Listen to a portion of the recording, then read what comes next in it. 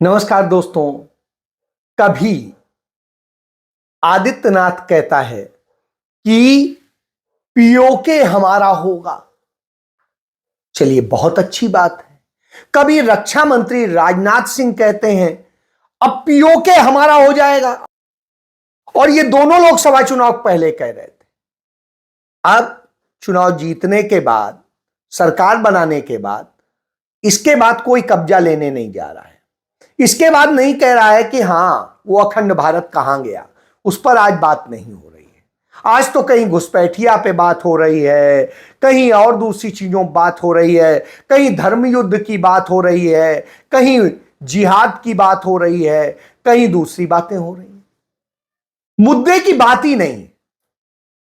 और जब ये चुनाव चल रहे हैं तो जहां पर वह इलाका है, मिश्रित आबादी है, वहां पर जाके आदित्यनाथ कहता है कि जल्दी पीओके हमारा होगा। भाई, हो जाए, अच्छी बात। और कांग्रेस ने दे दिया था। तो सब यह जानने की जरूरत है कि सच क्या है। वह जानने की जरूरत है जो तमाम अखबारों ने कहा कि मुंबई में तो मुस्लिम आबादी बहुत बढ़ गई और मुस्लिम में जो है 2051 पता नहीं कितने लोग जीवित रहेंगे, तब जो है मुस्लिम इतना हो जाएगा। जब ये कहते हैं तो निश्चित रूप से उसकी तहकीकात बनती। तो आप जान लीजिए, जिसे आज पीओके कहते हैं, हम उसे पाक अधिकृत कश्मीर कह रहे हैं, और कश्मीर के लोग कहते हैं आजाद कश्मीर, दोनों तरफ के। और पाकिस्तान कहता है कि भारत को ऑक्युपाइड इंडियन ऑक्युपाइड कश्मीर, यानी भारत ने जो कब्जा कर रखा है वो कश्मीर, तो वो भारत को कब्जेदार बताता है। वो उसको बताता है क्यों होता है। आप याद करिए, देश आजाद हुआ 15 अगस्त 1947 को। तब कश्मीर के तमाम हिस्से के लोग और राजा कश्मीर ने खुद को आजाद देश घोषित कर दिया और पाकिस्तान से कुछ चिट्ठी सौंप दी कि हम आपके सहयोगी देश रहेंगे, आपके साथ चलेंगे। लेकिन पाकिस्तान उस पर कब्जा चाहता था, तो उसने कबीलियाइयों के वेश में आक्रमण कराया। अब वो कबीलियाई असल में कश्मीर के ही नागरिक थे, तो उन्होंने किया और श्रीनगर तक कब्जा कर लिया। 26 अक्टूबर 1947 को कश्मीर पर कबीलियाइयों का कब्जा था। तब राजा हरि सिंह ने मजबूरी में भारत के साथ समझौता किया और उस समझौते में रखा कि हमारा स्वतंत्रता का स्टेटस रहेगा, लेकिन अब हम भारत के साथ रहेंगे। यानी वो हारे हुए कश्मीर का सौदा करने आया था। बहरहाल, उस सौदा के बाद में भारत सरकार ने 27 अक्टूबर 1947 को हारे हुए कश्मीर में, जो कश्मीर कब्जे में जा चुका था कबीलियाइयों के, उसमें जाता है और लड़ता है और लड़के एक बड़ी सीमा तक आजाद करा लेता है। बारिश होने लगती है, बर्फ गिरने लगती है और बहुत कुछ होता है। राजा घबराता है कि हम वो नहीं संभाल पाएंगे, तो वो वहां पर रुकने की बात करता है। और फिर उसके बाद में उससे जो आगे का हिस्सा था, चाहे गिलगित हो, चाहे बलूचिस्तान हो, या इस तरह से जो भी चीजें हैं, तो वो आ जाता है पाक अधिकृत कश्मीर, जिसे हम कहते हैं। और वहां के 4 जिले और कुछ इलाका और वो मिला करके वहां पर वो आजाद कश्मीर बन जाता है। तो यह आप समझ लीजिए, यह एक तस्वीर है। पंडित नेहरू इसको लेकर के जाते हैं कि कैसे वहां पर भारत का कब्जा हो सके, कैसे क्या किया जा सके। तो लीगल वो लड़ते हैं और वो वहां पर कश्मीर वैली को तो बचा लेते हैं और उधर बचा लेते हैं, लेकिन पार्टीशन के बाद जो वो रोड थी, जिस तरीके से पठानकोट होते हुए जो रोड जाती थी कश्मीर में, वो पाकिस्तान का हिस्सा थी। भारत ने उसे भी वो किया जिससे कि आज हम भारत से ही कश्मीर में जाते हैं, हम पाकिस्तान का रास्ता हमें नहीं लेना पड़ता है। तो यह भी पंडित नेहरू ने किया, यह भी पंडित नेहरू ने किया कि ऑक्यूपाइड शब्द जो है यूज ना हो, इसके लिए यूएन में उन्होंने याचिका दाखिल की। उन्होंने याचिका दाखिल की बल्तिस्तान को लेकर के, गिलगित को लेकर के। तो अब आप समझिए कि पंडित नेहरू असल में उसे बचाने के लिए गए थे, उस कश्मीर के, जो कश्मीर उधर चला गया था। बहरहाल पाकिस्तान अपना कह रहा है, हम अपना कह रहे हैं, तमाम लड़ाइयां हैं, तमाम चीजें हैं। क्या हम जो हमारे पास आज हिंदुस्तान है, क्या हम उसे संभाल पा रहे हैं? मणिपुर में फिर हमला हुआ है, वहां पर एक 31 साल की महिला से गैंग रेप हुआ है और मार डाला गया है। उसके अलावा वहां पर करीब 1.5 दर्जन घर जला दिए गए हैं आदिवासियों के। तो कोई आज क्या उसकी फिक्र करेगा? नहीं कर रहा है। तो यह इस बात का सबूत है कि यह सारी साजिशें रची जाती हैं। और राहुल गांधी जो कहते हैं, राजे रजवाड़े जिस तरीके से अंग्रेजों के आगे झुके थे, दब्बू बने थे और वो किए हुए थे। आप याद करिए 1857 का पहला स्वतंत्रता संग्राम, उसमें जब हम लड़ रहे थे अंग्रेजों से, और अंग्रेजों में कहने के बजाय ईस्ट इंडिया कंपनी से, अंग्रेजों से नहीं, ईस्ट इंडिया कंपनी से, तो ईस्ट इंडिया कंपनी के आगे राजा गुलाब सिंह मत्था टेके हुए थे और उन्होंने अपने बेटे को भेजा कि युद्ध करो और इसको दबाओ, यह आंदोलन को, जो भारत की आजादी का आंदोलन था। उस आंदोलन के खिलाफ खड़े हुए थे। तो राहुल गांधी कोई गलत नहीं कहते हैं जो उनको आज टीस उठती है। वो गुलामों की तरह से उनके काम कर रहे थे। जब अंग्रेजों ने उन्हें उपहार देना चाहा उसको जीत के बाद, तब उन्होंने कहा अरे नहीं, ये तो हमारा फर्ज बनता था, हम तो आपके वफादार हैं। तो क्या आप वह दिन भूल सकते हैं दस्तावेजी सबूतों में? तो यह समझ लीजिए ये उनके साथ खड़े होते, उन राजे रजवाड़ों के साथ खड़े हैं जो गुलामी में आ गए थे। आज वो मुगल सल्तनत के लोग जो राज करते थे, उनके वंशज आज लापता है। उनके पास कोई संपत्ति नहीं है, कोई धन नहीं है, कुछ नहीं है। उनका जितना धन संपत्ति सब था आज भारत के पास है, सरकार के पास है, या दूसरे राजे रजवाड़ों के पास।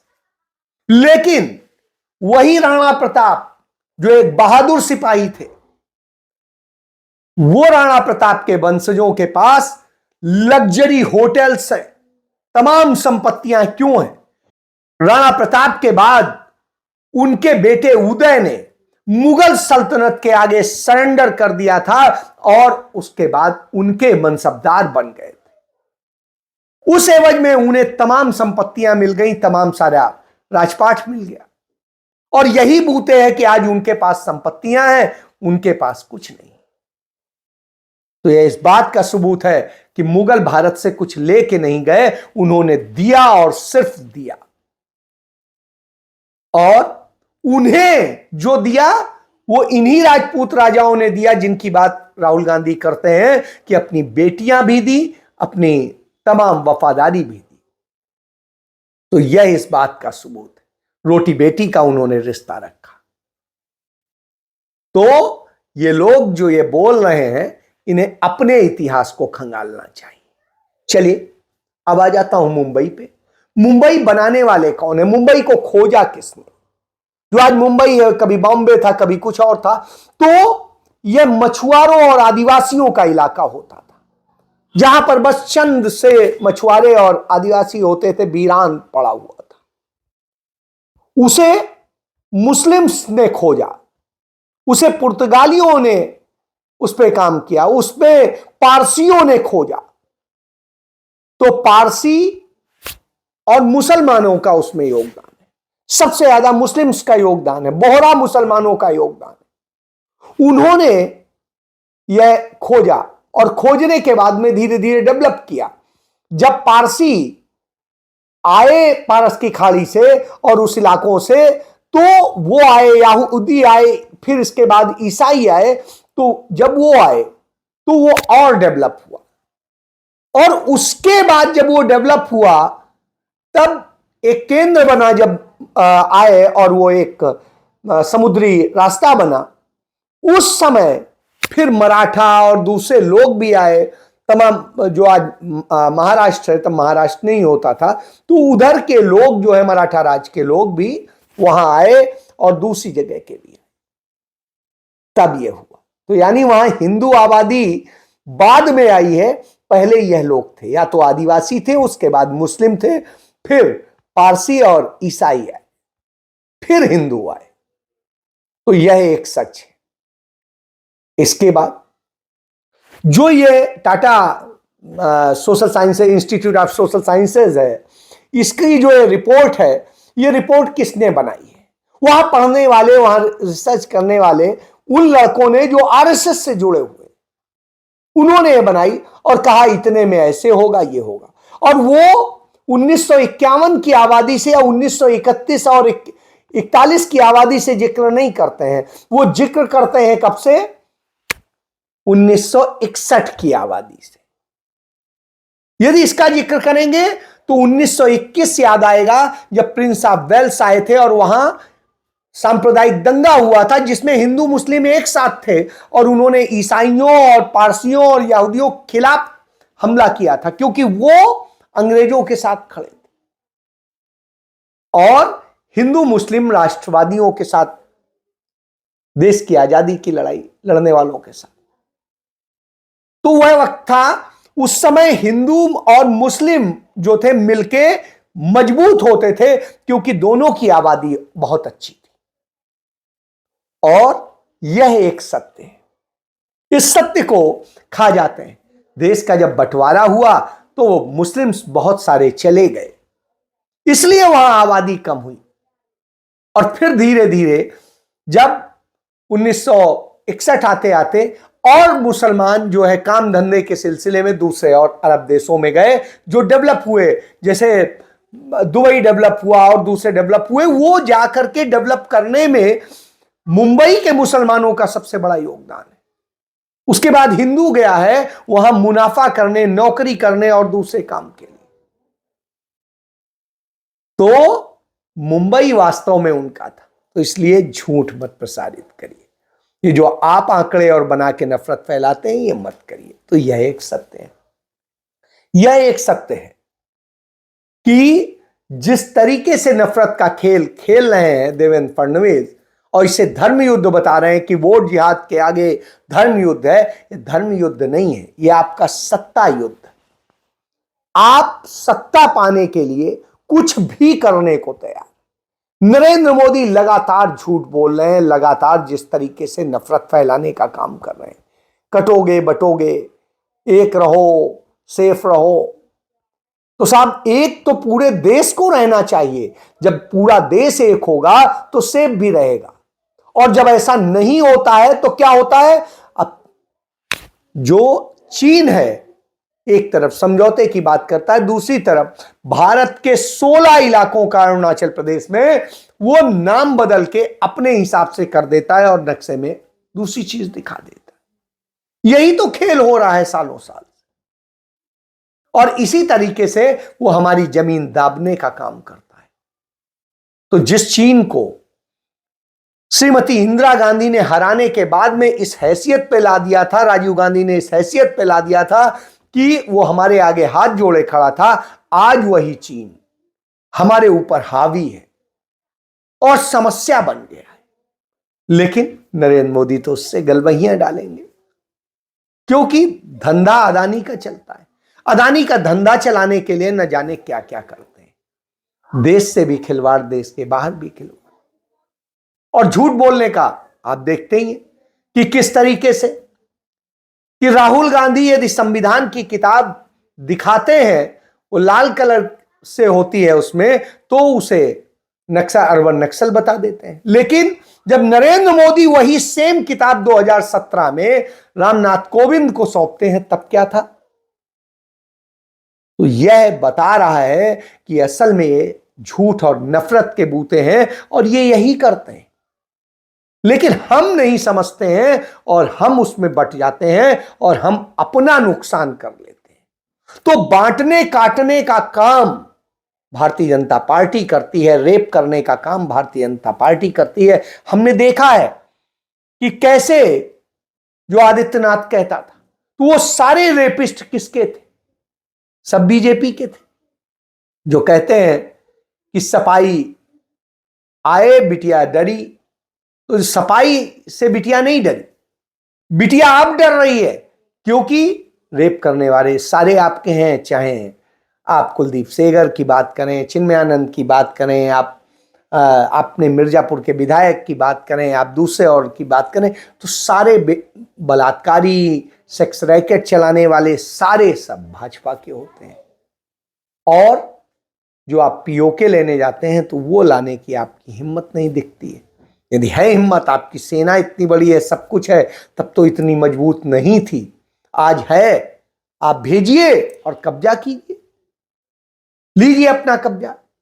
आप चाइना में जो बताते हैं वहां तक जाइए और कब्जा कीजिए, तो नहीं, वहां तो आपकी हिम्मत नहीं है। तो यह बताता है आप झूठ और नफरत के सिवा और कुछ नहीं कर सकते, इसलिए सिर्फ यह खेल करते हैं।